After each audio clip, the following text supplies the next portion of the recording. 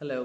काफ़ी सारी क्यूरीज इस हवाले से कि केस एस्केलेट कैसे होता है, हमें कुछ स्पेशल रिक्वायरमेंट हैं इसके लिए या हमें क्या करना पड़ता है। आपने इसके लिए सिंपल आपका जो प्रोसीजर है यानी पेड इंक्वायरी वाला वो आपने लॉक करनी होती है। अपनी पेड इंक्वायरी करें, उसके बाद उसका रिस्पांस चेक करें। नॉर्मली ये होता है कि जब आपके स्टैंडर्ड टाइम गुजर जाता है तो ऑटोमेटिक ही जो आपको रिप्लाई आता है उसमें एक तो वो आपको ये बताता है कि आपका जो वीज़ा है वो किस स्टेज पे है, डिसीजन हो गया या नहीं हुआ। अगर नहीं हुआ तो उस सूरत में नीचे फिर एक पैराग्राफ में वो मेंशन करता है कि आप अपनी ईमेल हमें प्रोवाइड करें ताकि हम आपका केस जो रेलिवेंट डिपार्टमेंट को है वो एक्सकलेट कर सकें, आपके पिंच कर सकें।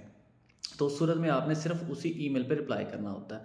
अक्सर लोग ये पूछते हैं कि हमने तो ऑलरेडी सही ईमेल से रिप्लाई किया था या पहले ही हमने अप्लाई पेड इंक्वायरी ही अपनी असल ईमेल से की थी जो हमने वीज़ा एप्लीकेशन के टाइम पे लगाई है। देखें वो ठीक है आपकी बात, लेकिन जब आपको ईमेल का रिप्लाई आता है तो आप उसी में वो फिर अपनी ईमेल मेंशन करके भेज दें उनको रिप्लाई में कि दिस इज़ माय ईमेल। तो आपकी वो ईमेल जो है वो वहाँ पे पहुँचेगी। सम टाइम वो सिर्फ ईमेल नहीं, आपसे प्रॉपर डाटा मांगते हैं, आपका नेम, आपका GWF। जिस तरह से पेड इंक्वायरी में ऑलमोस्ट सारे स्टेप्स होते हैं, उस तरह का 5 से 7 पॉइंट में वो आपसे डाटा मांगते हैं और फिर आपका रेलिवेंट डिपार्टमेंट को एस्केलेट करते हैं। वो उसकी प्रॉपर ईमेल आपको आती है। मैं आपको वो ईमेल भी शो करवा देता हूँ कि किस तरह से पहले जो पेड इंक्वायरी की उसमें ये ईमेल आई। ये जो आपके सामने अभी फ़ोटो चल रही है इसमें आप देख सकते हैं कि पहले जब पेड इंक्वायरी की तो उसने बताया कि एक तो डिसीजन वेटिंग पे है और नीचे उसने फिर बताया कि आप अपनी ईमेल प्रोवाइड करें। जब ईमेल प्रोवाइड की तो उसके बाद फिर उसने नेक्स्ट में ईमेल में ये बताया कि आपका जो केस है वो रेलिवेंट डिपार्टमेंट को एक्सक्लेट कर दिया इस डेट को, यानी जिस डेट को वो उनको पहुंचता है डाटा तो वो स्टेट से ऑनवर्ड फिर उसको काउंट करते हैं। अब रूटीन में क्या होता है, या तो उस स्टेट के बाद आपको दोबारा नॉट स्ट्रेट फॉरवर्ड की ईमेल आ जाती है अगर आपके केस में ज़्यादा टाइम लगना है, या आपको कोई एडिशनल डॉक्यूमेंट की ईमेल आ जाती है कि ये एडिशनल डॉक्यूमेंट प्रोवाइड कर दें, या आपको फिर उसका जो है वो रिस्पांस मिल जाता है यानी डिसीजन आ जाता है। यही दो तीन चीज़ें होती हैं। अगर नॉट स्ट्रेट फॉरवर्ड की ईमेल आ जाए तो ये समझ लें कि अब आपका केस और 10 to 15 वर्किंग डेज़ के लिए फिक्स हो गया है, उसमें कोई चेंजिंग नहीं होनी।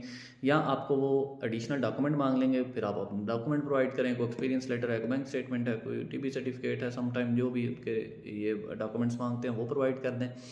तीसरे में फिर आपका यहाँ आपको BRP आ जाएगा या आपको इंटरव्यू की कॉल आ जाएगी। ये नॉर्मली यही चीज़ें वो बार बार होती हैं और इसी मुख्तलिफ़ केसेस में ये डिपेंड करता है। तो इसके हिसाब से आप अपना टाइम नोट कर लें और अपना केस जो है एक्सकलेट करा लें। किसी दफ़ा पे आपका एक्सकलेट जो है वो सेकंड पेड इंक्वायरी पे होता है, यानी पहली दफ़ा पे नहीं होता, सेकंड पे जाके होता है। तो वो जब डिपार्टमेंट समझता है कि इस केस को एक्सकलेट करना है हमने, तो वो देन वो तब ही उसकी ऑप्शन देते हैं और उस ऑप्शन के नीचे वो मेंशन करते हैं कि अपनी ईमेल के रिक्वायर्ड डाटा दें ताकि हम इसको फर्दर प्रोसीड कर सकें। तो आपने सिंपल अपना रिप्लाई करना है और उसके बाद आपने वेट करना है। अब बहुत सारी क्यूरीज ये आती हैं कि अब हम क्या करें, यानी UKVI को आप उस तरह से तो नहीं कर सकते कि उनको ये कहेंगे जी हमारा डिसीजन दे दें।